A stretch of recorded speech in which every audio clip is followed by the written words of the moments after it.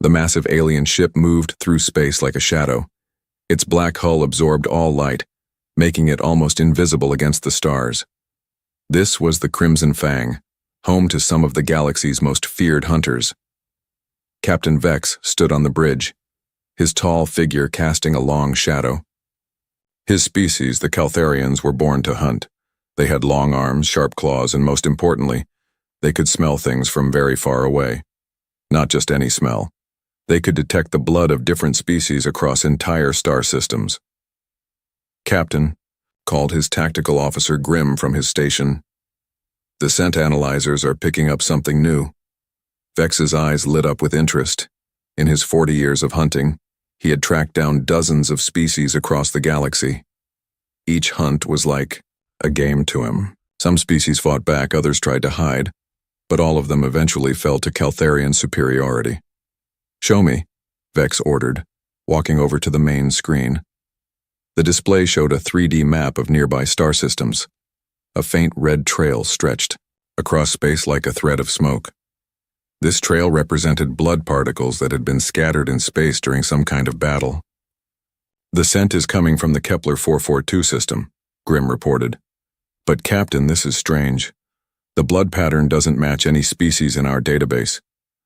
Weapons specialist Reyes looked up from his console.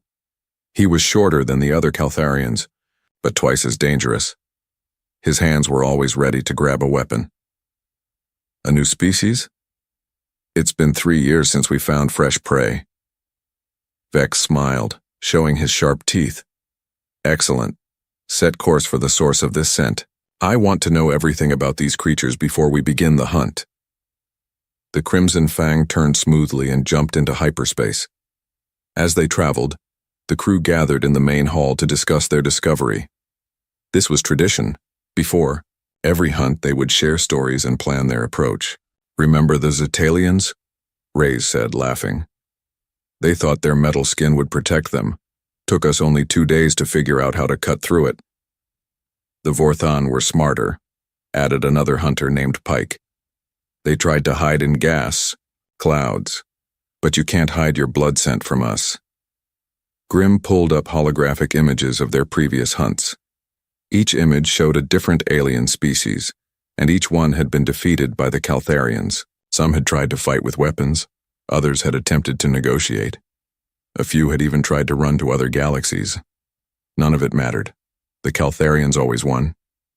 "This new species will be no different," Vex declared. "We are the apex predators of this galaxy. Nothing can stand against us." But even as he spoke these confident words, something about the blood trail bothered him. Most species left fear scent when they bled. The chemical signature of terror was always mixed with their blood during battles. This new blood was different. It smelled of something else entirely. The ship dropped out of hyperspace near the Kepler 442 system. Immediately, their sensors began working, trying to track the source of the blood trail. The scent was stronger here, much stronger. "Captain," Grimm called out, "I'm detecting debris from a recent battle, multiple ship fragments, weapon discharge residue, and, Captain, there's a lot of blood." "Good," Vex replied. "That means they know how to bleed. Scan for survivors or nearby vessels." The main screen lit up with the battle site. Pieces of destroyed ships floated in space. Some were clearly pirate vessels. Vex recognized their crude design. But there were other ship parts he had never seen before. These pieces were different. They were built with strange materials and had an unusual design. "The unknown species fought pirates here," Grimm reported. "From the debris patterns, it looks like they won." This made Vex pause. Pirates were dangerous fighters. They had good weapons and knew how to use them. For an unknown species to defeat, pirates in space combat suggested they had some skill. "Show me the blood analysis," Vex ordered. Numbers and chemical formulas appeared on the screen. Reyes studied them carefully. He was expert at reading blood signatures to understand a species' strengths and weaknesses. "This is interesting, Captain," Reyes said slowly. "The blood contains high levels of adrenaline compounds, much higher than normal." "Fear response?" Vex asked. "No, that's the strange part. These aren't fear chemicals, they're combat enhancement chemicals. It's like their blood becomes stronger during fights. The bridge fell silent. This was new. Every species they had hunted showed the same pattern. Their blood carried fear markers when they were in danger. Fear made prey weak and easy to catch. Maybe it's a mistake in the analysis, suggested Pike. Run it again, Vex ordered. The results came back the same. The blood of this unknown species didn't carry fear markers. Instead, it carried chemicals that suggested they became more dangerous when threatened. Continue tracking, Vex decided. We need to observe them directly. The Crimson Fang followed the blood trail deeper into the system. Their advanced sensors could detect even the smallest traces of genetic material across vast distances. The trail led them toward a large planet with blue oceans and green continents. Captain, I'm detecting a large vessel approaching the planet, Grim announced. It's massive, at least 50 times bigger than our ship. On the screen appeared the strangest vessel Vex had ever seen. It wasn't built for war like most ships. Instead, it looked like it was designed to carry many people. The hull was thick and strong, but it also had windows and docking bays that suggested peaceful purposes. A colony ship, Reyes observed. They're not military. Perfect, Vex said. Colonists are usually easy prey. They're focused on building, not fighting. But something nagged at him as he watched the huge ship move toward the planet. The vessel moved with purpose and precision. Its course was efficient and its energy readings showed excellent power management. These were signs of good engineering and smart planning. Begin deep scans, Vex ordered. I want to know everything about this ship and the creatures inside it. As their sensors probed the colony vessel, the data that came back was puzzling. The ship carried thousands of life forms, all of the same unknown species. But unlike other colony ships they had encountered, this one had extensive defensive systems hidden throughout its structure. Captain, Grim said, this colony ship has more weapons than some military vessels I've seen. Interesting, Vex mused. A species that arms their civilian ships. They must come from a dangerous part of space. The scans also revealed the species themselves. They were bipedal, like many intelligent species but smaller than Caltharians. They had no natural claws or armor. Their teeth were mostly flat, suggesting they weren't natural predators. By all appearances, they should be easy prey. They look weak, Reyes commented, studying the biological scans. Small, soft, no natural weapons. Then why do I feel uneasy? Vex wondered aloud. The Crimson Fang moved closer, using its advanced cloaking systems to remain invisible. Caltharian technology was far superior to most species. They could hide their ship completely from normal sensors. As they watched, they saw the colony ship begin deploying smaller vessels. These ships moved in organized patterns around the larger vessel, creating what looked like a protective formation. They're cautious, Pike observed. Most prey species don't think about defense when they're colonizing. Maybe they learned to be careful after fighting those pirates, Grim suggested. Vex continued watching, but his excitement about the hunt was mixed with growing curiosity. This species was different from their usual prey. They were organized, well-armed, and their blood suggested they became stronger under pressure rather than weaker. Begin full surveillance, he finally ordered. I want to understand these creatures before we reveal ourselves. Something tells me this hunt will be unlike any we've attempted before. The Crimson Fang settled into a hidden position, its sensors focused on the colony ship. The crew prepared their equipment and weapons, but for the first time in years, Captain Vex felt uncertain about the outcome. In the depths of space, the hunters began to watch their prey, not knowing that this decision would change everything they thought they knew about hunting and being hunted.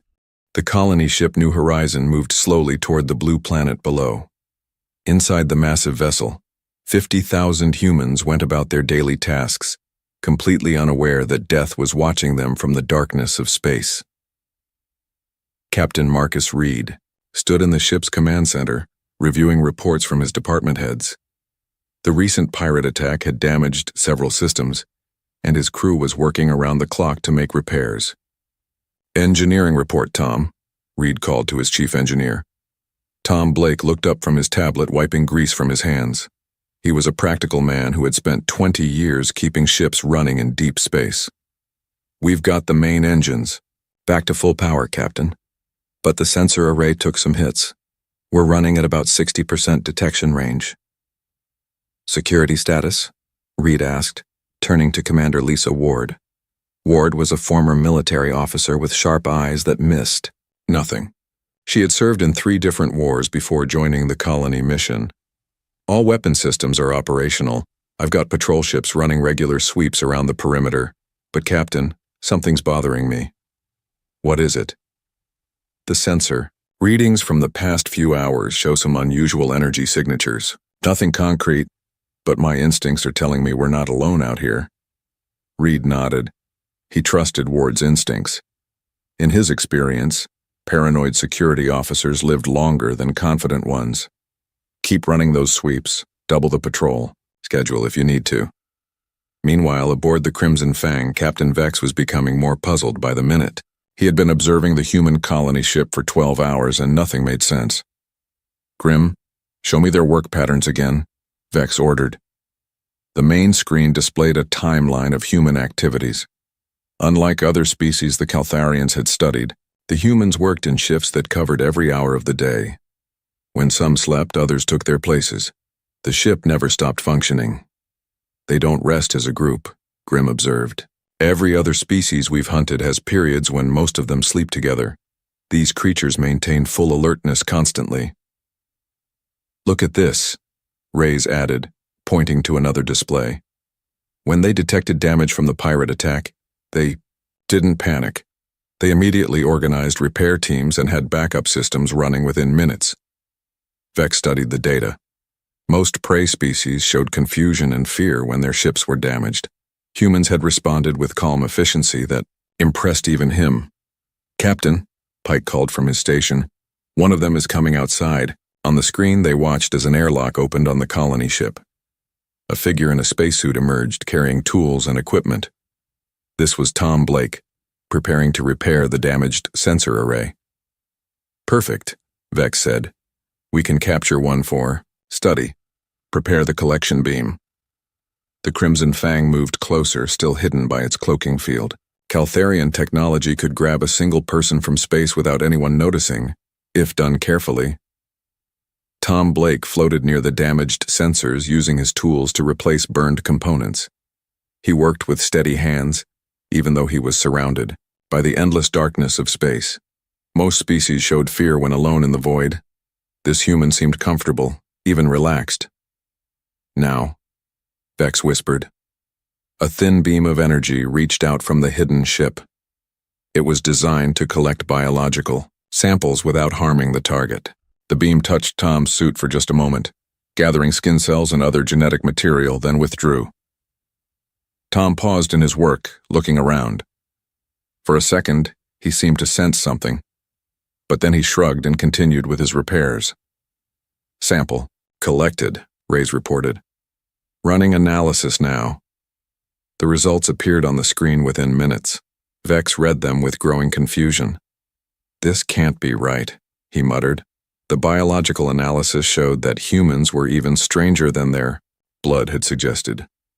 Their muscle structure was designed for endurance rather than burst strength. Their brains were large relative to their body size, with complex neural networks that suggested high intelligence. But most surprising was their genetic code. It carried markers for something the Caltharians had never seen before: adaptive evolution. This species could change and improve rapidly when faced with challenges. "They're designed to survive," Grim said quietly. "Not just survive, to adapt and overcome." "Look at this neural activity pattern," Reyes added. "When stressed, their brains don't shut down like other species. They speed up. They think faster under pressure." Vex felt a chill run down his spine.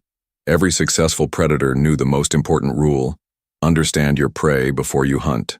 What he was learning about humans suggested they might not be prey at all.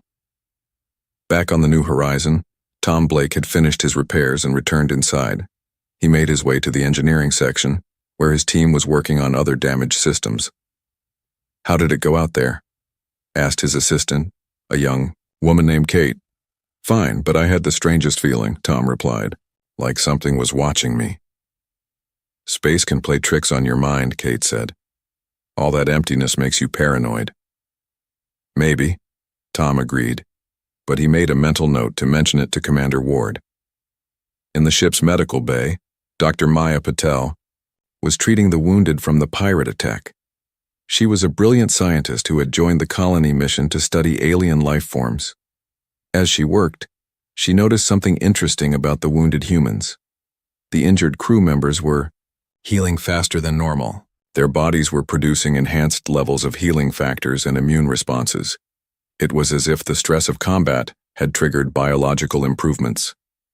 Interesting, she murmured, making notes on her tablet. What's interesting, Doc? Asked one of her patients. Your recovery rate. Combat stress seems to have activated dormant genetic sequences. You're healing about 30% faster than you should. The patient smiled weakly. Humans are tough, Doc. We don't break easily. Dr. Patel nodded, but her scientific mind was racing. If humans could adapt this quickly to physical trauma, what other improvements might be possible under different types of stress? Meanwhile, Captain Vex was calling a meeting of his senior officers. The information they had gathered was too important to ignore. What we're seeing challenges everything we know about prey species, he began. These humans don't behave like any creatures we've hunted before. They could still be defeated, Reyes insisted. Our technology is superior. Our weapons are more advanced. Is it? Vex asked. Look at their ship construction. Those aren't primitive materials. Their energy systems are efficient. Their design principles are sound. Grimm pulled up technical scans of the human vessel. The colony ship has redundant systems for everything. If we disable their main power, they have backup power. If we damage their engines, they have emergency thrusters. They've planned for every possible failure. That's not prey behavior, Pike observed. That's predator thinking. Exactly, Vex said. Prey species build ships to run away. These humans built a ship to survive anything. As if to prove his point, the human patrol ships began changing their movement patterns. Commander Ward had implemented new security protocols based on Tom Blake's report of feeling watched. They're adapting their defenses, Grimm noted, watching the patrol ships on the scanner. Without even knowing we're here, they're making it harder for us to approach undetected. Instinctive tactical thinking, Vex murmured. They sense danger and automatically respond to counter it. The more they observed, the more concerned the Caltharians became. Humans worked together with a level of coordination that impressed even experienced hunters. When problems arose, they solved them quickly and efficiently. When threatened, they became more focused rather than less. Captain, Reyes said slowly, what if these aren't prey animals at all? What if they're competitors? The bridge fell, silent. In all their years of hunting, the Caltharians had never encountered another predator species that could match their abilities. They were always the hunters, never the hunted. Impossible, Pike said, but his voice lacked conviction. Look at them. They're small, weak, have no natural weapons. Neither do we if you take away our technology, Grimm pointed out. And their technology might be better than we think. As they watched, the human colony ship began deploying additional defensive measures. Energy shields powered up around the vessel. Weapon systems that had been hidden came online. The ship transformed from a peaceful colony vessel into a fortress in space. They were hiding their true capabilities, Vex realized. This entire time we've been watching a warship disguised as a colony transport. Or maybe, Grimm suggested quietly, we've been watching a species that doesn't distinguish between civilian and military. Maybe they're all warriors. The thought sent another chill through Vex. A species where every individual was a potential soldier would be unlike anything they had ever faced. Continue observation, he ordered, but increase our distance. I want to learn more before we make any decisions. As the Crimson Fang pulled back to a safer distance, Captain Vex stared at the human ship on his screen. For the first time in his life, he wondered if the Caltharians had found something they couldn't hunt, something that might hunt them instead. 3 days had passed since the Crimson Fang began watching the human colony ship.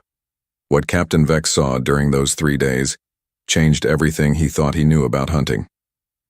It started with a crisis aboard the New Horizon. The ship's main life support system had suffered a cascade failure.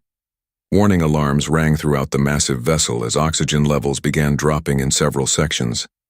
"This is perfect," Reyes said excitedly from his position at the weapons console. "When they panic, we can strike." But the humans didn't panic.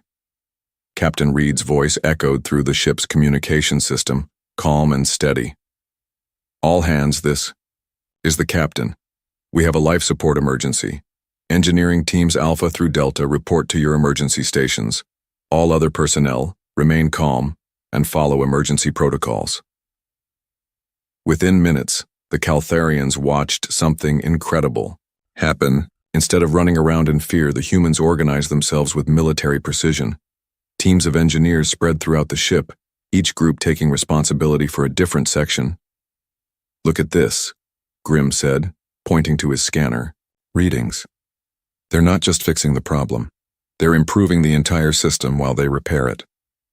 Tom Blake led the main engineering team to the central life support hub. His team worked with tools that seemed primitive compared to Caltharian technology, but they used them with skill that impressed even veteran hunters.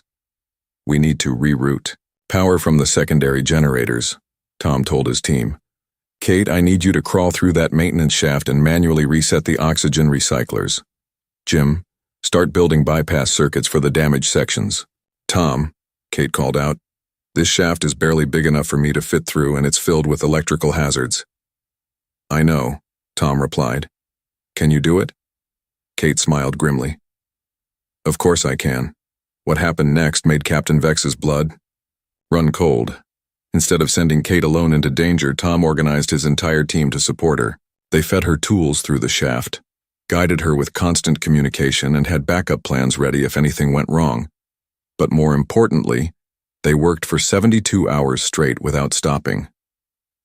"That's impossible," Pike whispered, watching the human work crews on the scanner. "No species can maintain peak efficiency for 3 days without rest." "They're taking turns sleeping," Grimm observed, "but only for a few hours at a time. Most of them are staying awake and working." Dr. Maya Patel moved through the ship, checking on the work crews and monitoring their health. What she found amazed her. The humans weren't just staying awake, they were actually performing better under the extreme stress.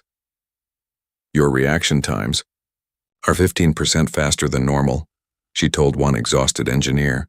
"Your problem-solving abilities are enhanced. It's like stress activates something in human biology that makes us more capable." "Feels terrible, though," the engineer replied with a tired grin. "But we'll get through it. We always do." The phrase, "we always do," seemed to be repeated throughout the ship. Humans facing impossible challenges kept saying it to each other, and somehow they kept proving it true. On the Crimson Fang, the alien hunters watched with growing unease as the humans not only fixed their life support system, but completely rebuilt it to be more efficient than before. In 72 hours, they solved a problem that should have killed them and made their ship better than it was originally, Vex said slowly. "How is that possible?" "Captain," Reyes reported, "I've been analyzing their work methods. They don't just fix problems. They learn from them. Every challenge makes them stronger." "That's not normal prey behavior," Grimm added. "Every other species we've hunted becomes weaker when faced with difficulties. These humans become more dangerous." The situation got worse for the Caltharians when Commander Ward implemented new security measures. Her military instincts told her that the strange sensor readings from earlier meant they were being watched. "I want random patrol patterns from now on," she told her security teams. "Change course every 15 minutes. Use different ships each time. I want whoever is out there to think we're unpredictable." But Ward did something even more concerning. She began analyzing the sensor data with the help of Dr. Patel and the ship's computer specialists. "There's a pattern here," Dr. Patel said, studying the energy readings on her screen. "Something is definitely watching us. The readings are too consistent to be natural phenomena." "Can we track the source?" Ward asked. "I'm working on it," replied the ship's communication officer, a young man named Dave. "Give me a few more days to refine the algorithms." This news sent chills through the Caltharian crew. Their cloaking technology had never been detected by any species before. The idea that humans might be able to see through it was terrifying. How advanced is their technology? Vex wondered aloud. Maybe we should test it, Reyes suggested.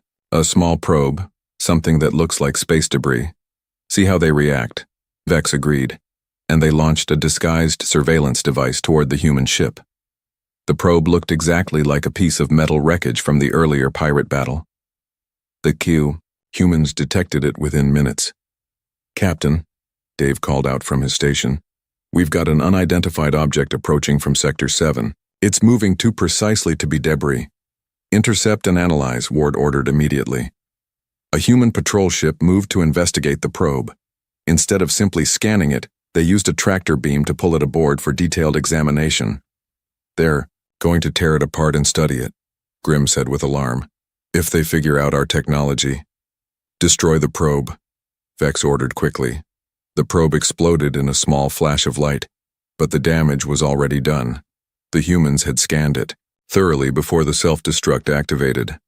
Tom Blake studied the scan results with Dr. Patel and Commander Ward. This metal alloy isn't in our database, he said. The design principles are completely foreign. Someone is definitely watching us. Alien technology? Ward asked. Has to be, Dr. Patel replied. And based on the sophistication of the cloaking field we detected, they're technologically advanced. More advanced than us, Ward wanted to know. Tom considered this carefully. In some ways, yes. But advanced doesn't always mean better. Sometimes simple solutions work just as well as complex ones. This conversation was picked up by Caltharian sensors, and it worried Captain Vex more than anything else he had heard. The humans weren't intimidated by superior technology. They were already thinking about how to counter it. Over the next day, the humans did something that shocked even experienced hunters. They began actively hunting their watchers. Commander. Ward deployed sensor drones in a carefully planned pattern around the colony ship.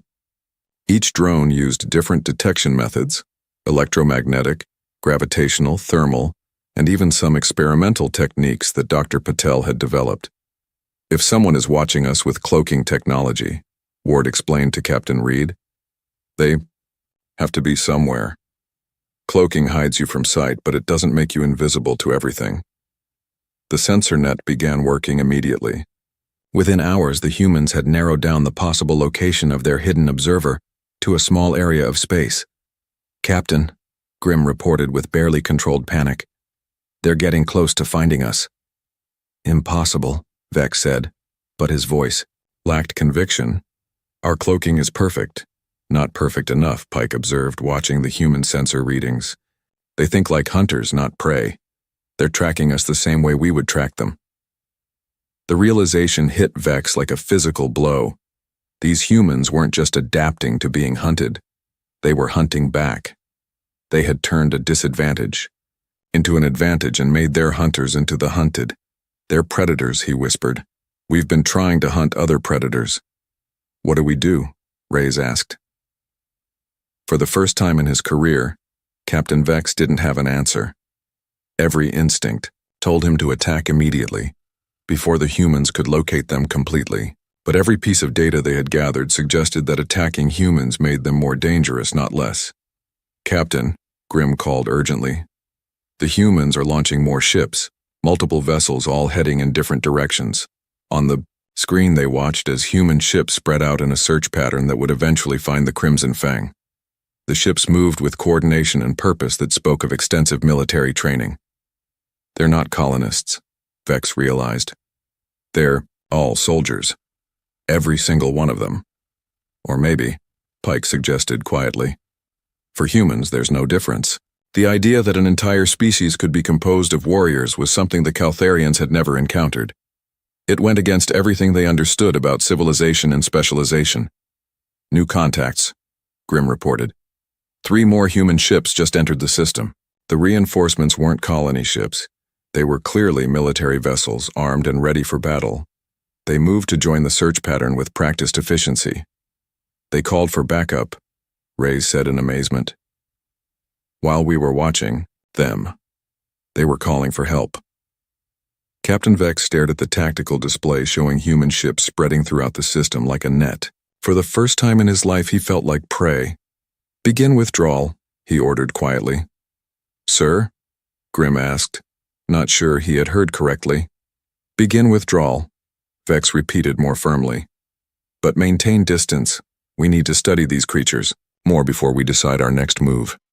As the Crimson Fang pulled back, the Crimson Fang moved through space at maximum speed, trying to stay ahead of the expanding human search pattern. Captain Vex stood on the bridge, watching his tactical display with growing concern. Red dots representing human ships were spreading throughout the Kepler 442 system like drops of blood in water. "They're coordinating faster than we anticipated," Grim reported from his station. "Each human ship is sharing data with all the others instantly. When one finds something, they all know about it immediately." "How is that possible?" Reyes demanded. "We're monitoring all their communication frequencies. They're not sending messages." Dr. Maya Patel had solved that puzzle aboard the New Horizon. She was working with Dave, the communications officer, on something that worried the aliens more than weapons. "Quantum entanglement communication," she explained to Captain Reed. "We can link our ships at the subatomic level. Information travels instantly between them faster than light, and it can't be intercepted or jammed." "How long to set it up?" Reed asked. "Already done," Dave replied with a grin. "Every ship in our fleet is now connected. When one of us finds something, we all know about it at the same moment." This technology was beyond what the Caltharians possessed. They could travel faster than light and cloak their ships, but instant communication across any distance was something they had never achieved. "Captain," Pike called out urgently. "The humans just changed their search pattern. All of their ships turned toward our location at exactly the same time." Vex felt ice in his veins. "They're tracking us in real time. Move to emergency speed, get us out of their sensor range." But the humans had anticipated this. Commander Ward had spent her career fighting enemies who tried to run when discovered. She knew how to cut off escape routes. "Tom," she called to the chief engineer over the quantum link, "can you predict where a cloaked ship would go if it was trying to escape the system?" Tom Blake studied the tactical map on his screen. His engineering mind thought about power requirements, fuel efficiency, and safe hyperspace jump points. "If I were them, I'd head for the asteroid field in Sector 12. Lots of cover and multiple jump points to other systems." "Dave, relay that to all ships," Ward ordered. "Set up a containment pattern around Sector 12. Aboard the Crimson Fang, Grim watched in horror as human ships moved to block every escape route. "They're not just tracking us," he said. "They're thinking like us. They know where we want to go before we go there." "That's impossible," Vex insisted. "They've never seen our technology before. How can they predict our tactics?" The answer came from an unexpected source. Dr. Patel was analyzing the probe fragments they had collected before it self-destructed. Her scientific mind was working on the problem like a puzzle. "Look at this power signature," she told Tom, pointing to her readings. "This ship uses the same basic principles as our engines, just more advanced.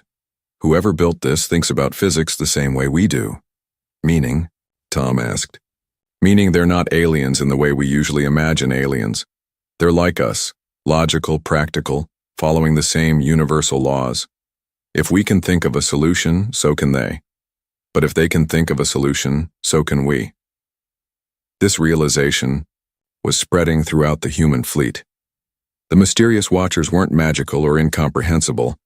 They were just another intelligent species with advanced technology, and humans had been dealing with advanced technology for centuries.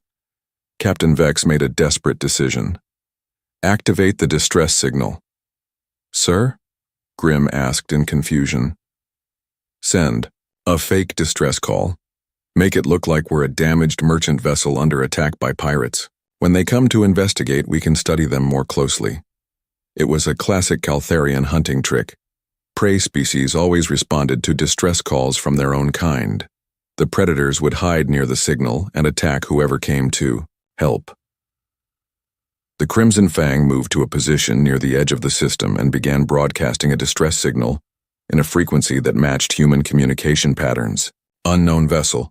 This is merchant ship Star Trader," the fake message said.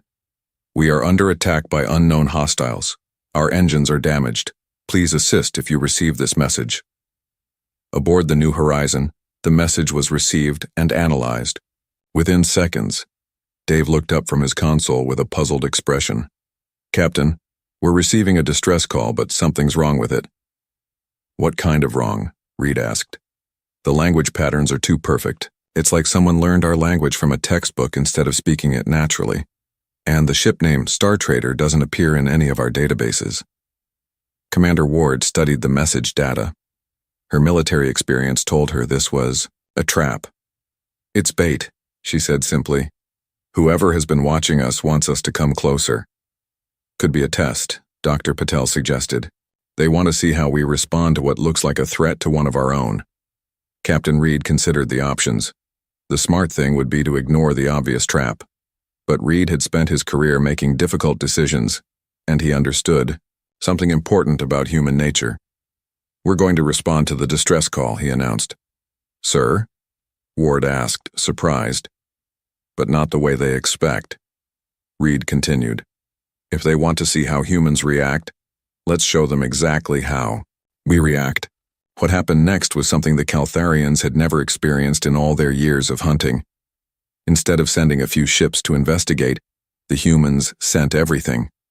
The entire fleet moved toward the distress signal. But they didn't come as rescuers. They came as an army. Captain, Grimm reported with growing panic. Every human ship in the system is heading our way. And they're not coming to help. They're coming to fight. The human fleet moved in perfect formation. Military ships took point positions while the colony ship stayed protected in the center. Each vessel had its weapons powered and shields raised. They know it's a trap, Vex realized. But they're coming anyway. Why would they do that? Reyes asked. Dr. Patel answered that question without knowing it, speaking to her own crew over the quantum link. If there really is someone out there who needs help, we'll save them. If it's a trap, we'll spring it on our terms and deal with whoever said it. That's insane, Pike whispered aboard the alien ship. They're walking into an obvious trap because they can't stand the idea that someone might actually need help. And they're bringing enough firepower to destroy anyone who tries to hurt them. Grimm added, reading the weapon signatures of the approaching human fleet. Captain Vex stared at his tactical display. Every dot representing a human ship was moving with purpose and coordination. They weren't coming as victims. They were coming as conquerors. They turned our trap into their trap, he said quietly. The human fleet stopped just outside weapons, range of the fake distress signal. For a moment, both sides waited, each trying to understand what the other would do next. Then Captain Reed opened a communication channel on all frequencies.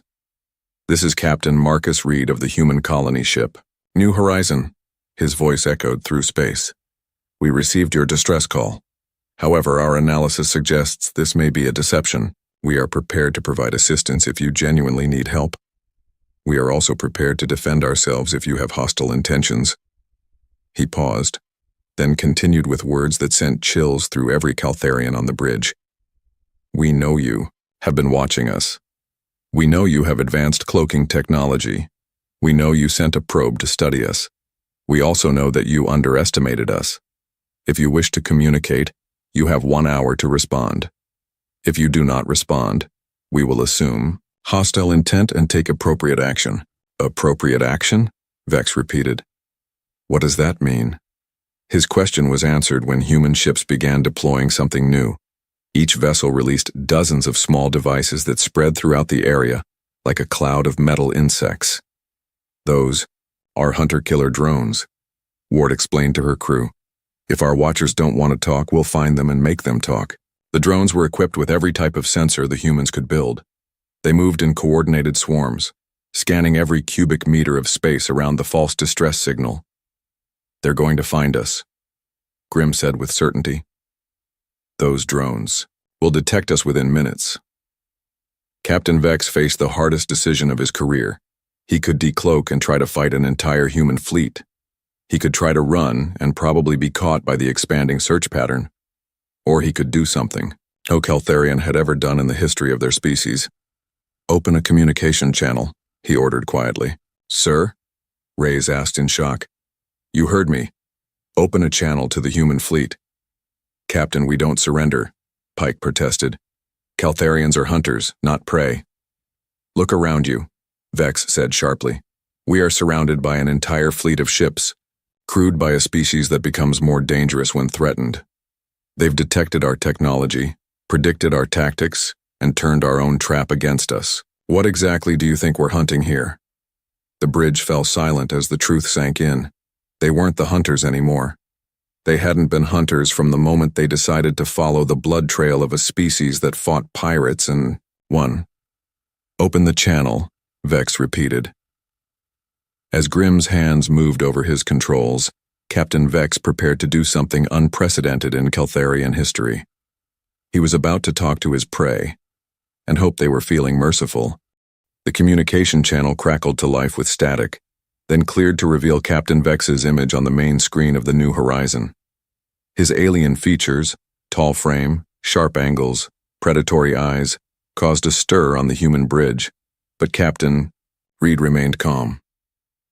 I am Captain Vex of the vessel Crimson Fang, the alien said, his voice carrying a mixture of pride and uncertainty. We received your message. Thank you for responding, Reed replied evenly. Are you the ones who have been observing us? There was a long pause. In all his years of hunting, Vex had never had to admit to being caught. Yes, he finally said. We have been watching your species. Why? Commander Ward asked, stepping into view of the camera. Her military bearing was unmistakable, and Vex instinctively recognized another predator. We are hunters, Vex said, then immediately regretted the admission. We detected your blood scent from the battle with pirates. We came to study you. Dr. Patel moved closer to the screen, her scientific curiosity overcoming caution. You can track blood scent across interstellar distances? That's incredible technology. Our species evolved to hunt, Vex explained, not sure why he was being so honest. We can detect genetic markers from great distances. It has made us very successful. Until now, Tom Blake observed from his engineering station. The words hit Vex like a physical blow. Until now, he agreed quietly. Captain Reed leaned forward. Captain Vex, I need to ask you a direct question. Did you come here to harm us? Another long pause. Vex looked around his bridge at his crew. Grimm, Reyes, and Pike all watched him, waiting for his answer. The honest truth was that they had come to hunt humans, but after everything they had observed, that seemed like madness. We came here believing you were prey, Vex said finally. We were wrong. Prey? Ward's voice carried a dangerous edge. You came here to hunt us? Yes, Vex admitted. But we have learned that humans are not prey. You are something else entirely. The human bridge fell silent as they processed this information. They had suspected they were being stalked, but having it confirmed was different. How many species have you hunted? Dr. Patel asked, her voice quiet. Dozens, Vex replied. We are apex predators in this galaxy. Or we were until we encountered you. Were? Reed asked. Captain, Grimm interrupted on the alien bridge. The human drones are getting closer. They'll find us soon. Vex nodded, then looked back at the screen. Captain Reed, I must be honest with you.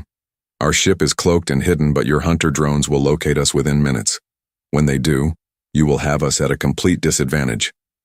We already do, Reed pointed out. You're surrounded by our entire fleet. Yes, Vex agreed. That is why I'm speaking with you now. In all our years of hunting, we have never encountered a species like yours. You become stronger under pressure. You think like predators. You hunt your hunters. We do not know how to fight something like that. Tom Blake looked up from his console. Captain, the drones have found them. The alien ship is at coordinates 247 Mark 15. It's... Wow. On the tactical display, the outline of the Crimson Fang appeared. It was sleek and deadly, designed for hunting. But surrounded by dozens of human ships, it looked small and vulnerable. Impressive ship, Ward observed. built for speed and stealth. It has served us well for many years, Vex said with something that might have been sadness. But it is not. Designed to fight an entire fleet. No, Reed agreed. It's not. Dr. Patel studied the alien ship's design on her screen. Captain Vex, your technology is advanced, but it's specialized. You're built to hunt individuals or small groups, not to fight wars. Wars? Vex asked, confused. Humans fight wars, Ward explained. Large-scale conflicts between entire populations. We don't just fight as individuals, we fight as a species. When you threaten one of us, you threaten all of us. This concept was alien to the Caltharians. They hunted alone or in small packs. The idea of an entire species fighting as one unit was something they had never encountered. That explains much, Vex said slowly. When we detected your blood, we thought we had found wounded prey. We did not realize we had found the aftermath of your victory. The pirates learned the hard way, Tom said with grim satisfaction. They attacked a human colony transport. We don't take that kind of thing well. How did you defeat them? Reyes asked from the alien bridge, his professional curiosity overcoming his fear. Carefully, Reed replied. Pirates expect civilian ships to run or surrender. They don't expect a colony transport to have hidden weapons and trained fighters. All of you are soldiers? Vex asked. Every human is a potential soldier, Ward answered. It's how we survived on our homeworld. Everything there wanted to kill. Us, the weather, the animals, the diseases, even the plants. We learned to fight as a species or we would have died as a species, Pike whispered to his captain. A world that breeds an entire species of warriors. No wonder they're so dangerous. Dr. Patel had been listening to the conversation with growing excitement. Captain Vex, this is fascinating. We've never met another intelligent species before. Could we arrange some kind of cultural exchange? There's so much we could learn from each other. The suggestion made both crews uncomfortable in different ways. The Caltharians had never thought of their prey as potential partners. The humans were talking to beings who had admitted they came to hunt them. Dr. Patel, Ward said carefully, these beings just told us they came here to hunt and kill us.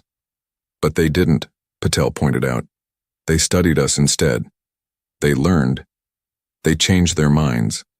Isn't that exactly the kind of intelligence we want to meet in the galaxy, Optine? Reed considered this. His primary duty was to protect the colonists and establish their new home.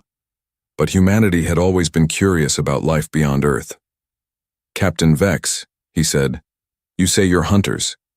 What happens when hunters find prey they can't catch? We find different prey, Vex replied automatically, then realized what he was saying. But you are not prey. No, we're not, Reed agreed. The question is, what are we? Vex thought about everything they had observed. Humans worked together with incredible coordination. They adapted to challenges instead of being defeated by them. They turned disadvantages into advantages. They hunted their hunters.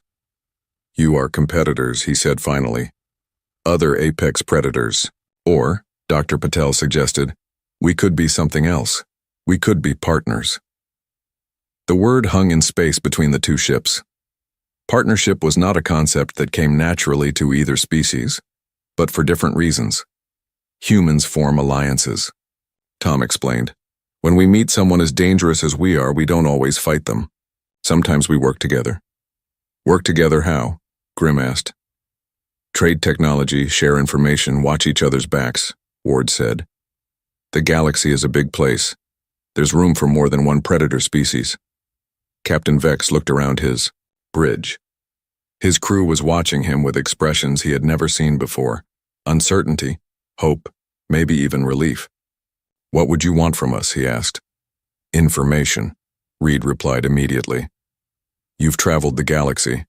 You know about other species, other technologies, other threats. We're new out here. We could use guides. And in return, Dr. Patel smiled. We teach you what we know. Human medicine, human engineering, human tactics. Maybe we even teach you better ways to hunt. Better ways to hunt? Vex asked, intrigued despite himself. Hunt pirates, slavers, tyrants, Ward suggested. There are plenty of things in this galaxy that need hunting. Why waste your skills on innocent species when you could hunt the real monsters? The idea was revolutionary. The Caltharians had always hunted for sport and pride. The concept of hunting for justice was something new. This is unprecedented, Pike said quietly. So is everything else about today, Vex replied. He looked back at the screen. Captain Reed, if we were to consider this partnership, what assurance do we have that you won't simply hunt us once you learn our weaknesses? Reed smiled grimly. Captain Vex, we already know your weaknesses. We've had your ship surrounded for the past hour. If we wanted to hunt you, the hunt would already be over. The truth of this statement was undeniable.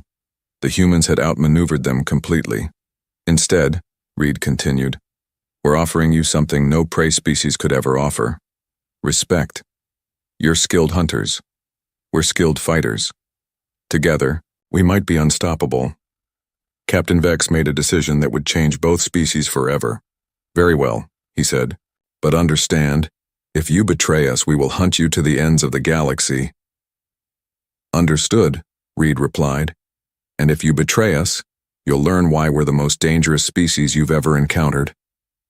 Both captains smiled, recognizing something familiar in each other. They were both predators, and they had just found their equals. As the two fleets began moving toward a rendezvous point, Tom Blake made an observation that would prove prophetic.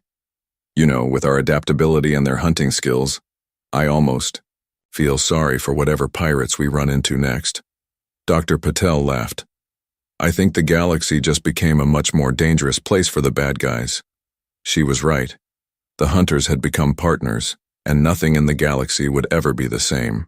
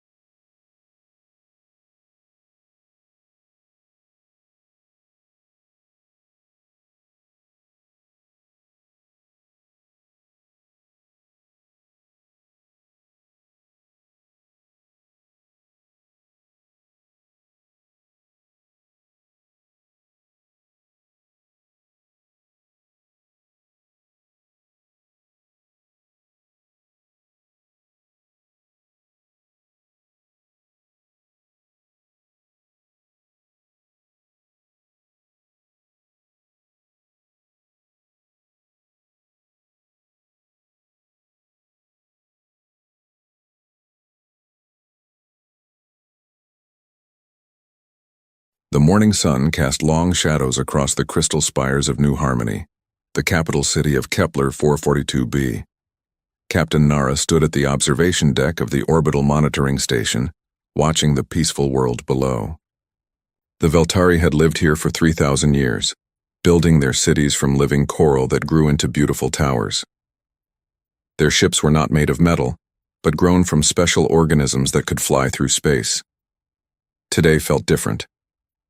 Nara could not explain why, but something in the air made her nervous. She walked to her control station and checked the long-range sensors. Everything looked normal.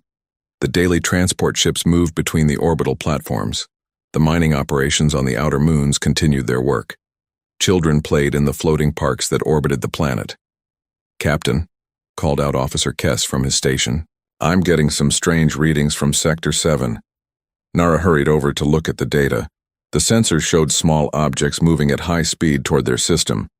At first, she thought they might be asteroids or space debris, but the objects were moving too fast and in perfect formation. "Run a deep scan," she ordered. "I want to know what those things are." As the minutes passed, more objects appeared on the sensors, then more. Soon, hundreds of contacts filled the screen. They were ships, but unlike anything the Veltari had ever seen. These vessels were dark and geometric, shaped like massive triangles and cubes.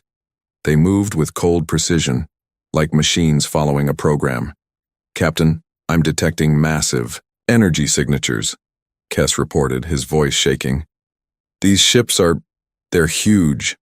Some of them are the size of our cities." Nara felt ice in her stomach. She had heard stories from traders who came from the outer rim.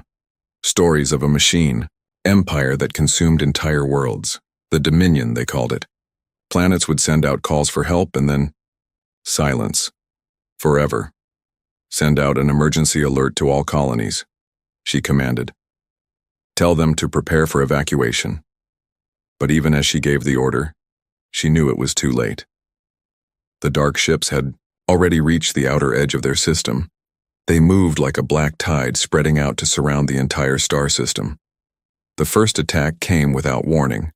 Bright lances of red energy shot out from the leading ships, striking the mining stations on the distant moons. The explosions were visible even from their orbital position, tiny flashes of light that meant hundreds of Veltari had just died. "They're not trying to communicate," Nara whispered. "They're just killing everyone." More energy beams lanced out, this time targeting the orbital habitats around the planet. Nara watched in horror as the floating cities where millions of her people lived began to burn. The Dominion ships moved closer, and she could see their true size now. They were not just ships, they were flying fortresses, bristling with weapons and dark technology. "Captain, what do we do?" Kess asked. Nara looked at her crew. They were young, most of them. They had never seen war. The Veltari were a peaceful people. They had no military, no weapons of war. Their ships were designed for exploration and trade, not fighting. "We run," she said. "We run and we call for help." But as their small station began to move away from the planet, Nara realized something terrible. The Dominion ships were not just attacking randomly. They had a plan. They were positioning themselves to block all escape routes. No ship would leave this system alive. Down on the planet's surface, the invasion had begun. Dropships, shaped like metal insects, descended through the atmosphere. They carried machines that looked like spiders made of steel and wire. These machines did not kill the Veltari they caught. Instead, they did something worse. Nara watched through the station's powerful telescopes as the machines captured her people and began to change them. The organic technology that the Veltari used, their living ships, their coral cities, their symbiotic tools, all of it was being converted into cold, mechanical versions. The captured Veltari themselves were being changed, their organic bodies replaced with metal parts. "They're not just conquering us," she realized with growing horror. "They're making us into them." The station shook as enemy fighters flew past, scanning them with red beams. Soon they would be discovered and destroyed. Nara made a decision that would change everything. "Kess, help me access the ancient beacon," she said. "Captain, that thing is thousands of years old. We don't even know if it works." "It has to work. It's our only hope." Deep in the station's core was a device that had been there since before the Veltari had built their first city. It was a relic from an older civilization, something their ancestors had found when they first arrived on this world. The beacon was made of a strange crystal that seemed to bend light around itself. No one understood how it worked, but the old story said it could send messages across vast distances. Nara placed her hands on the crystal surface.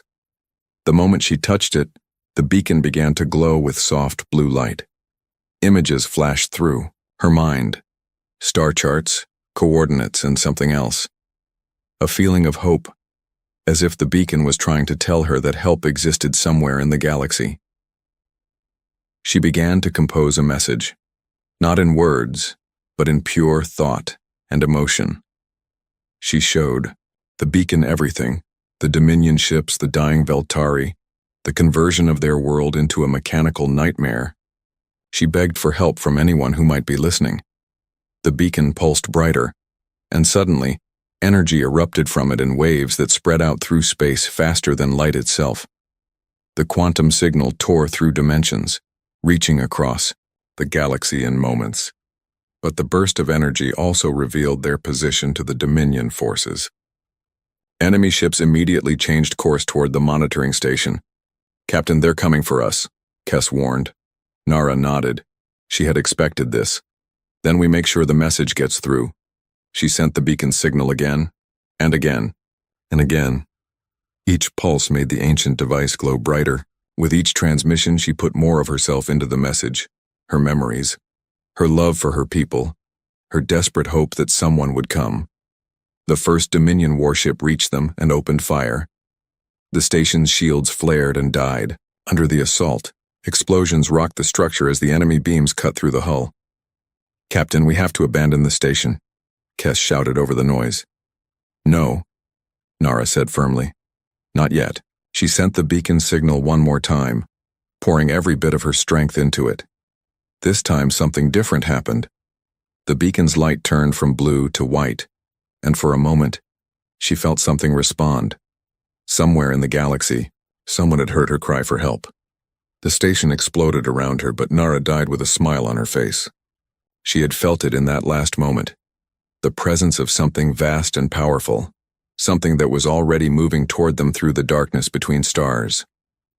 The beacon's final transmission rippled outward through space and time, carrying with it the coordinates of Kepler 442b, and a simple message that would soon reach the ears of humanity.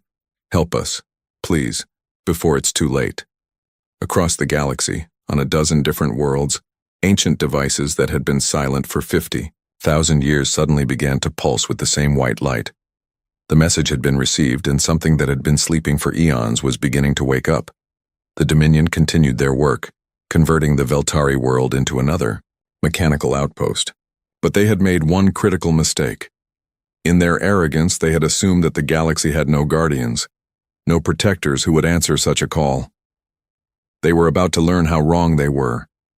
The stars themselves seemed to hold their breath as the beacon's message traveled through the void, seeking the one species that had been waiting for exactly this moment. Somewhere in the darkness, engines that could bend reality itself were beginning to power up. The SOS had been sent, and humanity was coming. 3 days after the beacon's desperate cry echoed across the galaxy, the first signs appeared. On the bridge of the Corvan Republic battleship Iron Claw, Admiral Thex stared at his sensor readings with growing confusion. "These numbers can't be right," he muttered, his scaled hands gripping the command chair. "Run the scan again." The ship's computer confirmed what he feared.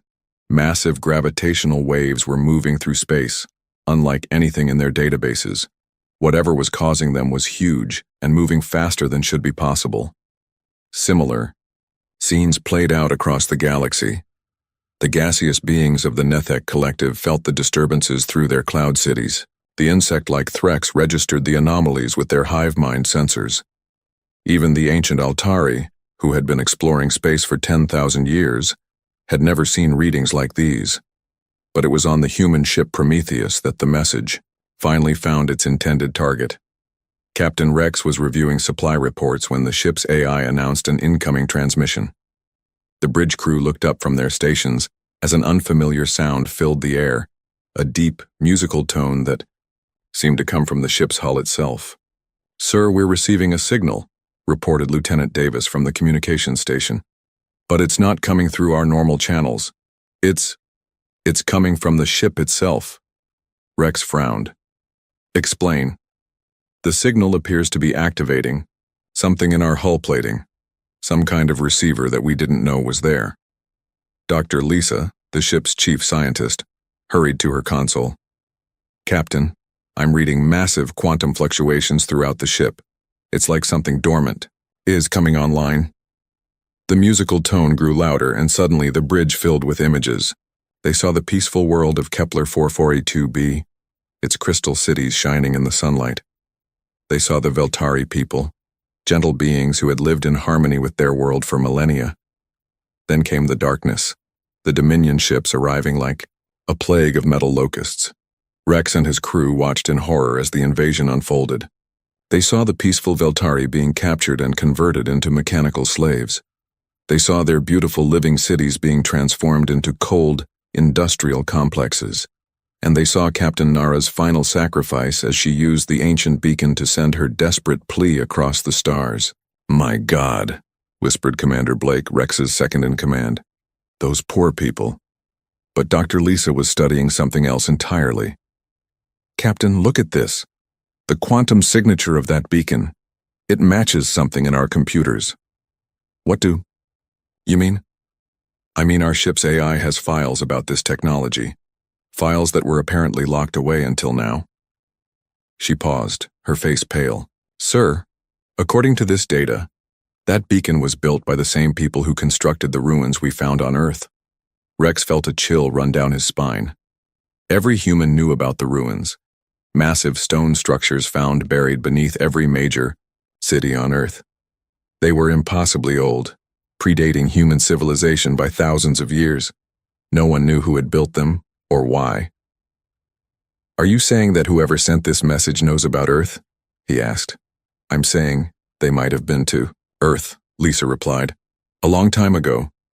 The ship's AI suddenly spoke with a voice none of them had heard before. It was still the computer, but somehow deeper, more ancient. "Captain Rex, new mission parameters have been uploaded. Course change authorized. Destination, Kepler 442b system." "Wait," Rex said. "I didn't authorize any course change." "Authorization comes from Command Authority Level 1, the AI replied. "Sealed orders are now active." Rex had never heard of Command Authority Level 1. He had been in the colonial fleet for 20 years and held one of the highest security clearances possible. Yet apparently, there were orders buried in his ship's computer that even he hadn't known about. "Time to destination?" he asked. 6 hours, 17 minutes, the AI responded. Blake's eyes widened. 6 hours? That's impossible. Kepler 442b is 3 days away at maximum speed. "Exotic matter drive is now online," the AI announced. "Brace for transition." The ship suddenly lurched forward with a speed that defied everything Rex knew about physics. Outside the viewports, the stars began to stretch into lines of light as space itself seemed to bend around them. "What the hell is happening to my ship?" Rex demanded. Dr. Lisa was frantically checking her instruments. "Captain, we're not just moving fast. We're doing something to space-time itself. The ship is generating some kind of field that's making the universe contract around us."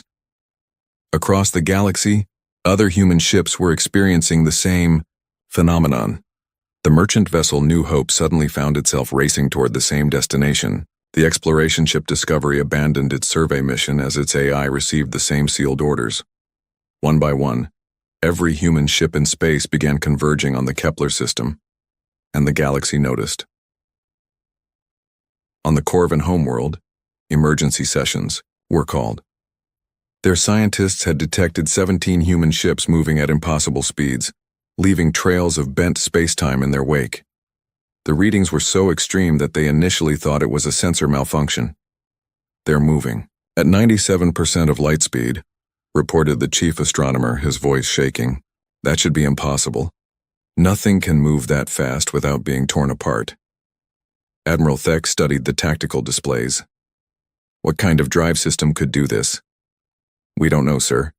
It's unlike anything in our databases. They're not using conventional fusion drives or even antimatter propulsion. They're doing something to reality itself. The news spread quickly through the galactic communication networks. The humans, who had been considered a young and relatively primitive species, were displaying technology that made the most advanced civilizations look like children playing with toys. On the Threk's hive worlds, the collective consciousness buzzed with confusion and fear. The humans had appeared in galactic politics only 2 centuries ago, barely past their first interstellar flights. They had been friendly but unremarkable, their technology crude compared to the great powers of the galaxy. Now they were moving, like forces of nature. The Nethek Collective, beings of pure energy who communicated through electromagnetic pulses, found their usual calm shattered.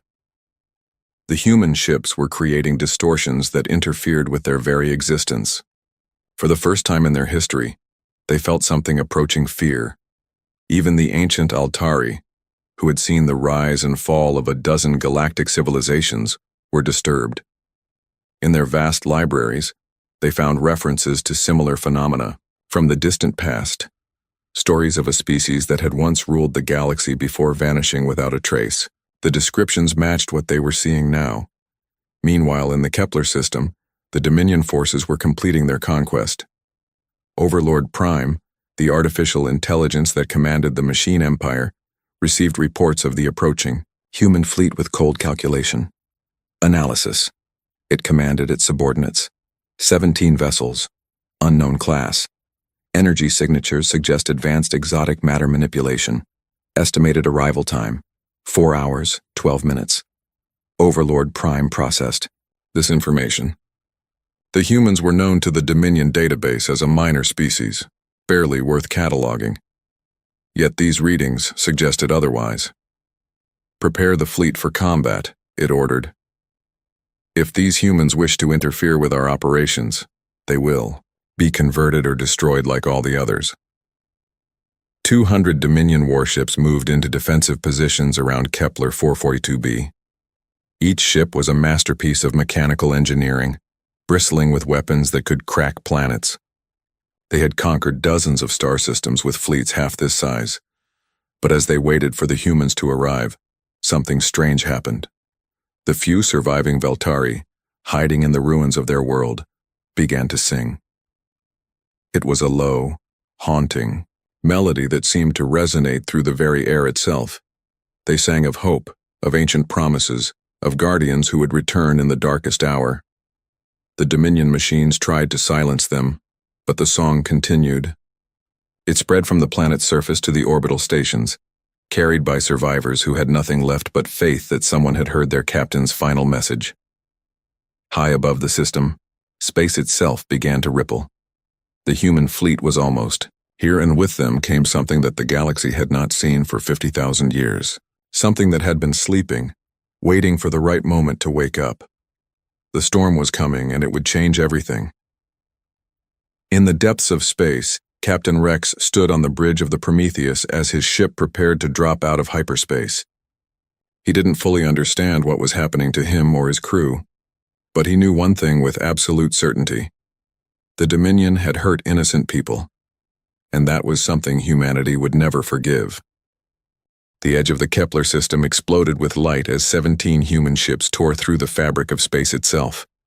The exit from hyperspace was unlike anything the galaxy had ever witnessed, where other species emerged gently from their faster-than-light travel. The humans arrived like falling stars. Space twisted and bent around their ships as they decelerated from impossible speeds. Gravitational waves rippled outward, causing every sensor array within 3 light minutes to shut down from overload. For a brief moment, the laws of physics seemed to pause, waiting to see what would happen next. On the Dominion command ship, Overlord Prime's sensors struggled to make sense of the readings. The human fleet had appeared exactly where predicted, but something was wrong with the data. The ships themselves defied classification. Analysis incomplete. reported a subordinate. AI. Vessel composition unknown. Hull material appears to be alive. Overlord Prime focused its attention on the approaching fleet. The ships were not the crude metal constructs it had expected. Instead, they moved like living creatures, their hulls shifting and flowing like liquid mercury. Dark surfaces reflected, starlight and patterns that hurt to look at directly. These vessels breathed, pulsed, and seemed to watch the Dominion forces with invisible eyes. Impossible, Overlord Prime calculated. Organic technology cannot achieve such efficiency. But the evidence was undeniable. The human ships moved with perfect coordination, like a school of predatory fish. They spread out in a formation that looked random, but felt purposeful. Each vessel found its position not through communication, but through some deeper understanding. Captain Rex stood on the bridge of the Prometheus, watching the Dominion fleet through viewports that had somehow become clearer and sharper. His ship had changed during the journey. The walls now had organic texture, and the computer interfaces responded to his thoughts as much as his touch. "Captain," Dr. Lisa called out, her voice filled with wonder and fear. "The ship it's becoming something else. The hull is restructuring itself at the molecular level." Rex nodded. He could feel it too. The ship was waking up, remembering what it was supposed to be. "How many enemy vessels?" 200 Dominion warships, Commander Blake reported. "They're moving into attack formation." 200 against 17, Rex mused. Those seem like fair odds. Blake looked at him strangely. "Sir, we're outnumbered more than 10 to 1. Rex smiled, and Blake was disturbed to see that the captain's eyes now held flecks of the same light that pulsed through the ship's walls. "Are we?" The Dominion fleet opened communication channels, broadcasting on all frequencies. Overlord Prime's voice echoed through space, cold and mechanical. "Unknown vessels. This system is under Dominion control. Surrender immediately or face conversion. You have 60 seconds to comply." Rex walked to the communication station. When he spoke, his voice was carried not just by radio waves, but by something deeper. His words rippled through space itself, reaching every ship, every station, every listening ear in the system. "You hurt defenseless people," he said simply. "That was your mistake." The response came immediately. Overlord Prime had heard defiance before from countless species.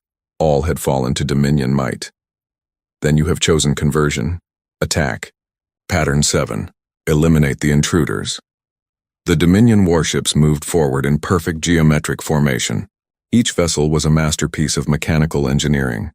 Massive triangular constructs bristling with weapons that could crack moons. They had conquered 12 star systems with formations just like this one.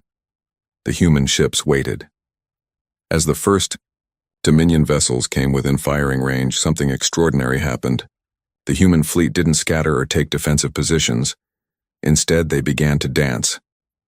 The Prometheus twisted through space like it was swimming through water, its hull flowing and shifting. The other human ships followed, each one moving in perfect harmony with the others. They phased in and out of normal space, appearing and disappearing like ghosts. "Impossible maneuvers detected," reported a Dominion tactical AI. "Enemy vessels are violating basic physics." "All weapons, fire," Overlord Prime commanded. The Dominion fleet unleashed everything they had. Energy beams that could melt asteroids, kinetic projectiles moving at relativistic speeds, gravity weapons that could crush battleships. All of it poured toward the human formation, and all of it missed. The human ships weren't just moving fast, they were moving through dimensions that the Dominion sensors couldn't track. They slipped between the spaces in reality, dancing through the gaps in the universe itself. Then the humans began to fight back. Captain Rex felt something ancient awakening in his mind as his ship's weapons came online. These weren't energy beams or missiles. They were something far more terrible, reality itself weaponized. "Target the lead ship," he ordered, though he wasn't sure if he was speaking to his crew or to something else entirely. The Prometheus extended what looked like a focusing array from its hull. For a moment, nothing happened. Then the largest Dominion warship simply stopped existing, not destroyed, not exploded. It was there 1 second and gone the next, leaving only empty space where a massive warship had been floating moments before. "What did we just do?" Blake whispered. Dr. Lisa checked her instruments with shaking hands. We unraveled it. At the quantum level, that ship has been reduced to its component atoms. Across the battlefield, similar scenes played out as the other human ships engaged. Each target they selected simply ceased to be, erased from reality with surgical precision. The Dominion forces found themselves fighting an enemy that didn't just defeat them, it deleted them. But it wasn't just the technology that terrified the Dominion AI. It was the coordination. The human ships moved as a single organism, each one knowing exactly where the others would be. They didn't communicate through radio waves or quantum entanglement. They shared something deeper, a collective consciousness that operated beyond the reach of Dominion sensors. "Retreat pattern 4, Overlord Prime ordered, its cold logic recognizing an unwinnable situation. But the human ships had no intention of letting the Dominion escape. They moved like hunting wolves, pursuing the fleeing vessels across the system. Any ship that tried to enter hyperspace found its drive systems failing as reality itself bent around them, trapping them in normal space. The battle, if it could be called that, lasted exactly 17 minutes. When it was over, 200 Dominion warships had been reduced to scattered atoms. Not a single human vessel had been damaged. Captain Rex watched the last traces of the enemy fleet dissolve into cosmic dust. Around him, his crew worked at stations that now responded to thought as much as touch. The ship itself hummed with satisfied contentment, like a predator after a successful hunt. "Captain," Communications Officer Davis reported, "we're receiving transmissions from across the galaxy. Every major civilization is... They're all going silent." Rex understood. The galaxy had just witnessed something that challenged everything. They thought they knew about warfare, about technology, about the nature of reality itself. Civilizations that had existed for millennia were suddenly confronted with the possibility that they were children playing with toys. "Sir," Dr. Lisa called, out, her voice tight with concern. "I'm detecting massive gravitational anomalies throughout local space. Our weapons, they've created some kind of standing wave pattern. Every ship with FTL capability within 50 light-years is experiencing system failures." Rex nodded. The human fleet's reality-warping weapons had done more than destroy the Dominion ships. They had sent a message to the entire galaxy, a message that said, "Stand down," in terms that transcended language or species. "Begin rescue operations," he ordered. "There are still Veltari survivors down there." As the human ships moved toward the devastated planet, their hulls began to shift again. Rescue bays opened like flowering blossoms, and smaller craft emerged to search for survivors. The same ships that had just erased 200 warships from existence now worked with gentle precision to save every life they could find. Down on Kepler 442b, the few remaining Veltari looked up at the sky in wonder. The mechanical noise of Idawang, Dominion occupation, had fallen silent. In its place came the soft hum of human rescue craft, searching through the ruins of their cities with scanners that could detect a single heartbeat beneath tons of rubble. The SOS had been answered. The galaxy would never be the same, and somewhere in the depths of space, ancient sensors detected the battle's end and began sending signals to coordinates that had been waiting for this moment for 50,000 years. The exile was over. It was time to come home. In the hours following the battle, something unprecedented happened across the galaxy. One by one, every major civilization began pulling back their fleets. The Corvin Republic recalled all ships to their home system. The Nethek Collective stopped all communication with other species. The Threx hive worlds went completely dark, their usual constant chatter falling silent. It wasn't fear that drove them to this. It was recognition. Admiral Thex of the Corvin Republic stood in the command center of their home fleet, staring at tactical displays that showed the aftermath of the Kepler battle. The gravitational waves from the human weapons had reached there. Sensors 3 hours ago, and the readings still made no sense. "Sir," reported his science officer, "we've analyzed the weapon signatures. The humans didn't just destroy those Dominion ships, they removed them from reality, at the quantum level."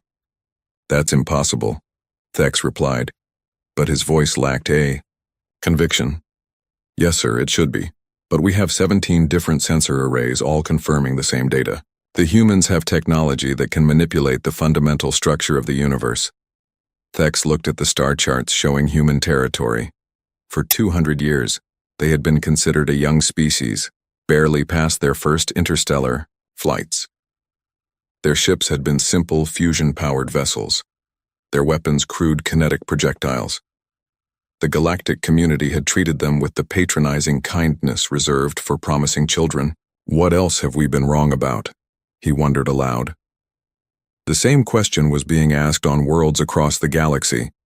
In the crystal palaces of the Altari, ancient beings who had witnessed the rise and fall of civilizations found themselves consulting archives that hadn't been opened in millennia. They searched for any reference to technology that could bend reality itself. What they found disturbed them. The oldest records spoke of a species that had once ruled the galaxy, long before the current civilizations had even developed written language. These beings had possessed technology that seemed like magic to lesser species. They could travel between stars instantly, reshape matter with their thoughts, and speak directly to the fabric of space-time itself. Then, 50,000 years ago, they had vanished. Not destroyed, not conquered. They had simply chosen to leave. The records were unclear about why, but the ancient texts hinted at a great sacrifice, a voluntary exile to protect the galaxy from something even worse. The Altari scholars compared these ancient descriptions to the recent battle recordings. The similarities were undeniable. Meanwhile, in the Kepler system, Captain Rex worked alongside his crew to coordinate rescue operations. The human ships had deployed thousands of small craft, each one searching through the ruins of Veltari civilization, with incredible precision. Their scanners could detect life signs through miles of debris, and their rescue teams moved with efficiency that seemed almost supernatural. Dr. Lisa found herself working with Veltari survivors, and what she discovered changed everything she thought she knew about her own species. "Captain," she called over the communication system, "you need to see this." Rex joined her in the medical bay, where several Veltari refugees were recovering. One of them, an elderly female named Vera, was looking at the human rescuers with an expression of wonder and recognition. "She says she knows us," Lisa reported. "Not personally, but she says her people have stories about humans. Very old stories." Rex knelt beside Vera's medical bed. The Veltari's large eyes studied his face with ancient wisdom. "Your people," Vera said in accented but clear human language. "We remember. The stories say you came to our world long ago before we built our first cities. You left gifts buried in the ground, gifts we were told to keep safe until you returned." "What kind of gifts?" Rex asked. "Technology, seeds of knowledge. The beacon that called you here, it was not built by us. It was built by your ancestors." Rex felt something shift in his mind, like a door opening to reveal rooms he had never known existed. Images flashed before his eyes. Vast ships traveling between stars, ancient humans working alongside species he had never seen, great cities that spanned entire worlds. "That's impossible," he said. "Humans have only been in space for a few centuries." Vera smiled sadly. "What you remember and what is true are not always the same. The stories say your people chose to forget, to become small and hidden, to wait for the right moment to remember who you truly are." Dr. Lisa was scanning the Veltari with her medical equipment when something extraordinary happened. The scanner began displaying information about human physiology, information that shouldn't have been in its database. "Captain," she said, her voice shaking, "the medical scanner is showing genetic markers in the Veltari that match human DNA, but not modern human DNA. Something older." Rex stared at the readings. "Are you saying we're related to them?" "I'm saying It looks like humans have been to this part of the galaxy before, a long time ago, and we may have helped these people evolve. The implications were staggering. If humans had been spacefaring for millennia instead of centuries, if they had once been guardians of the galaxy rather than newcomers to it, then everything the galactic community believed was wrong. Commander, Blake's voice came over the communication system. Captain, we're receiving a priority transmission from Earth. It's coded at the highest security level. Rex made his way to the bridge, where the main screen showed the seal of Earth Command, but not the version he knew. This seal was ancient, carved from symbols he had never seen before but somehow understood. The face that appeared on the screen belonged to Admiral Kane, the head of human colonial forces. But Kane looked different. Older, more tired, as if he had been carrying a great burden for years. Captain Rex, Kane began, by now you're beginning to understand that things are not what they seemed. The battle at Kepler was more than a rescue mission. It was a test and humanity passed. Kane paused, looking directly into the camera.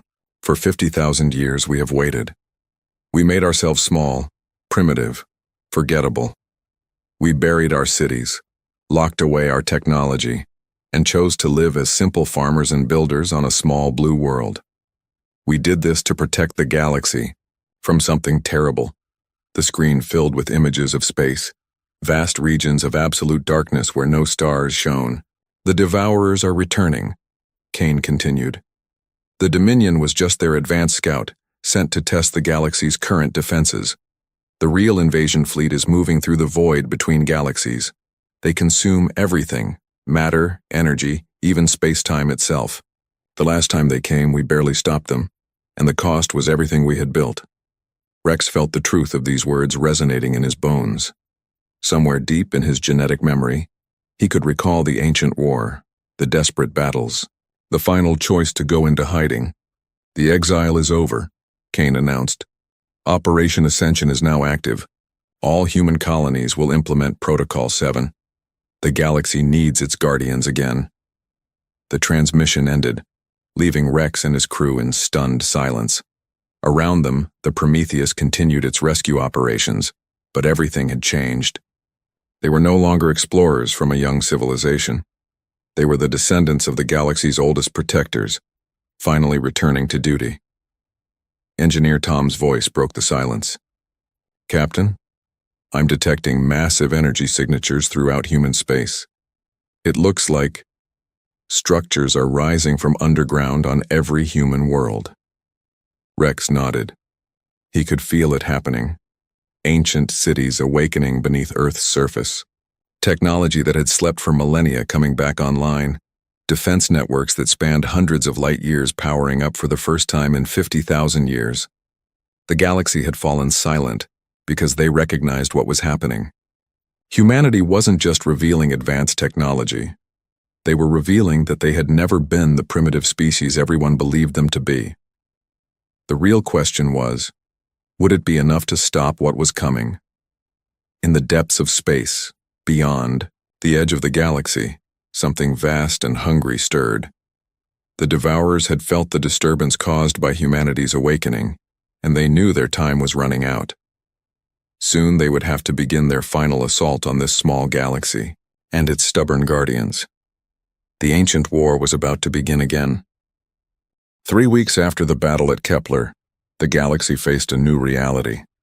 Across human space, ancient structures were rising from beneath the surface of every colonized world. Cities that had been buried for 50,000 years now stretched toward the stars, their crystalline spires glowing with power that had been dormant since the dawn of galactic civilization.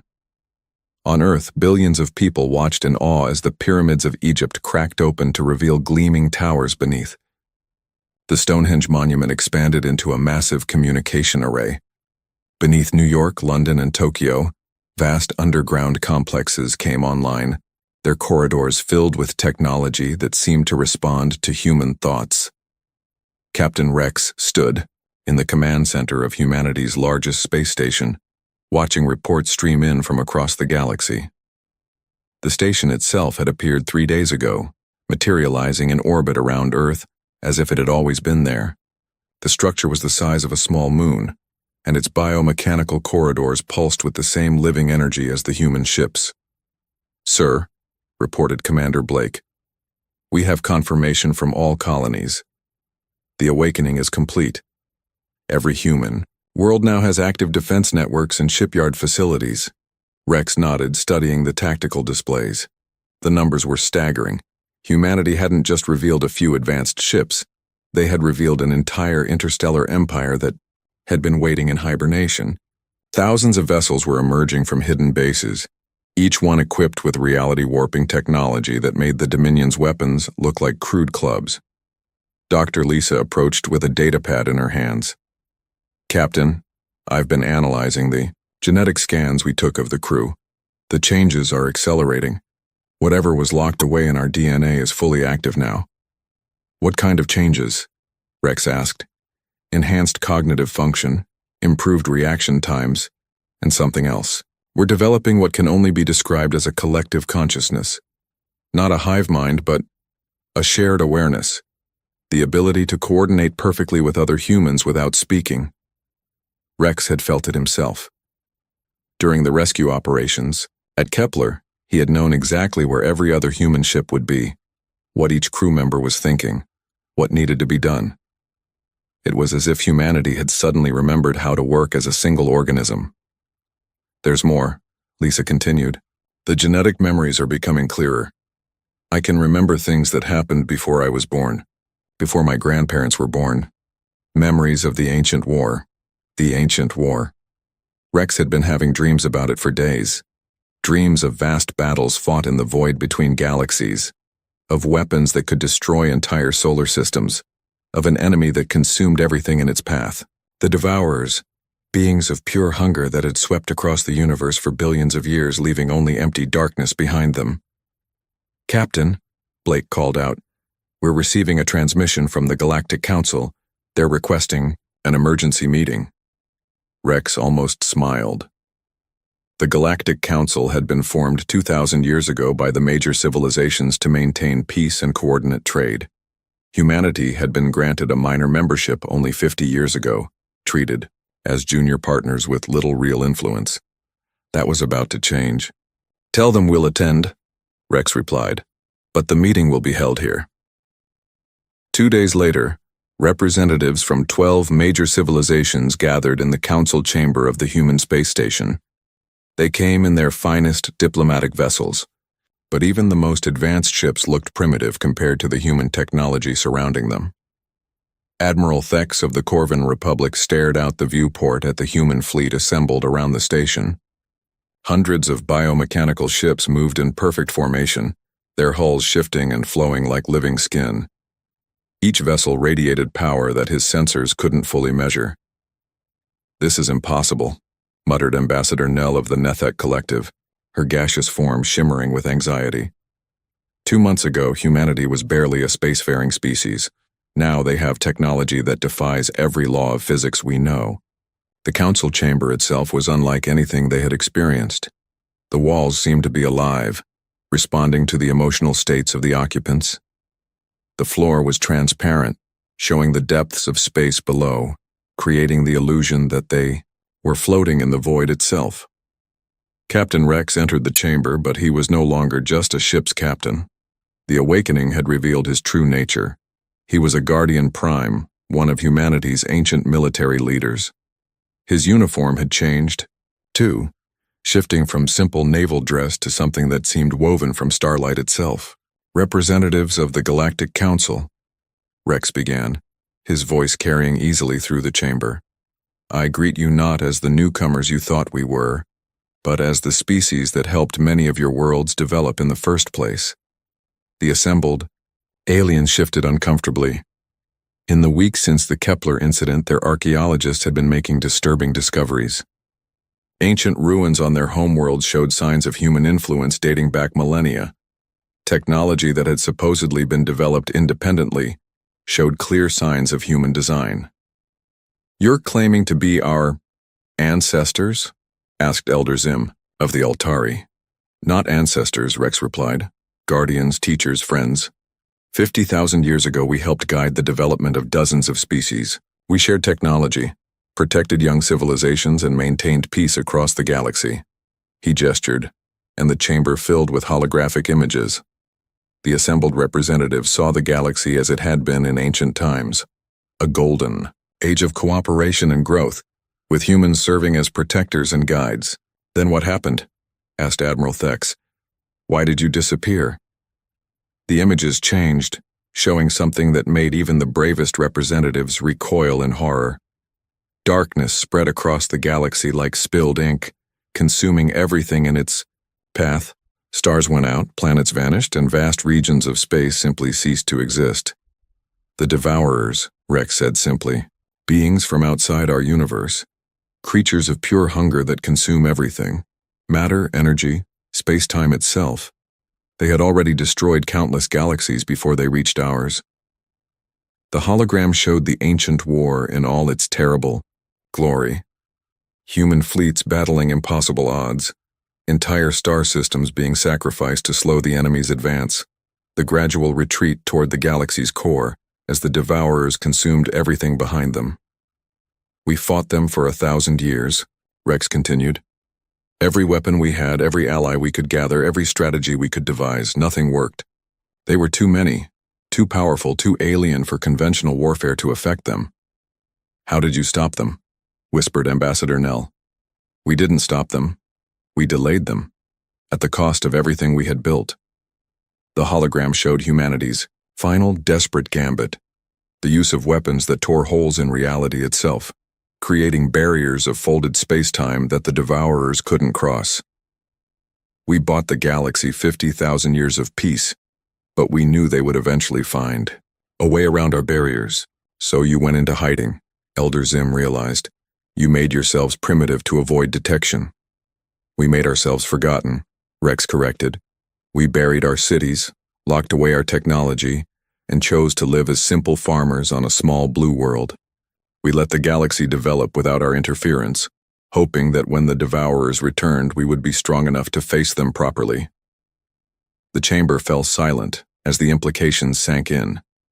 The representatives looked at the human fleet outside, at the technology that could manipulate reality itself, at the species they had dismissed as newcomers. Are you saying they're coming back? Asked Admiral Thex. Rex nodded grimly. They've been testing our defenses for years. The Dominion was just their latest probe, a machine empire designed to measure how far galactic civilization has advanced. The fact that we had to reveal ourselves to stop them means the real invasion is about to begin. As if summoned by his words, the chamber's sensors detected something at the edge of the galaxy. Long-range telescopes focused on the approaching darkness, and the assembled representatives saw their worst fears confirmed. A wall of absolute nothingness was moving toward them from intergalactic space. It stretched across light years, consuming everything in its path. Stars winked out as it passed, leaving only empty void behind. The Devourers had returned, and they were hungry. How long do we have? Asked Ambassador Nell. 6 months, Rex replied. Maybe less. What can we do? Rex looked at each representative in turn, his eyes holding the weight of 50,000 years of preparation. You can trust us. For the first time in galactic history, you have guardians who are ready for this fight. We spent 50 millennia preparing for this moment. Outside the station, more human ships were arriving every hour, not just from Earth but from hidden bases throughout the galaxy. Ancient arsenals were opening, revealing weapons that could rewrite the laws of physics. Defensive networks that spanned entire sectors were coming online, but most importantly, humanity itself was changing. Across every human world, people were remembering who they truly were. The genetic locks that had kept them small and forgettable were breaking down, revealing the warriors and protectors they had always been meant to be. The exile is over, Rex announced to the assembled galaxy. Humanity has come home, and this time, we're going to win. The stars themselves seemed to hold their breath as the ancient guardians prepared for the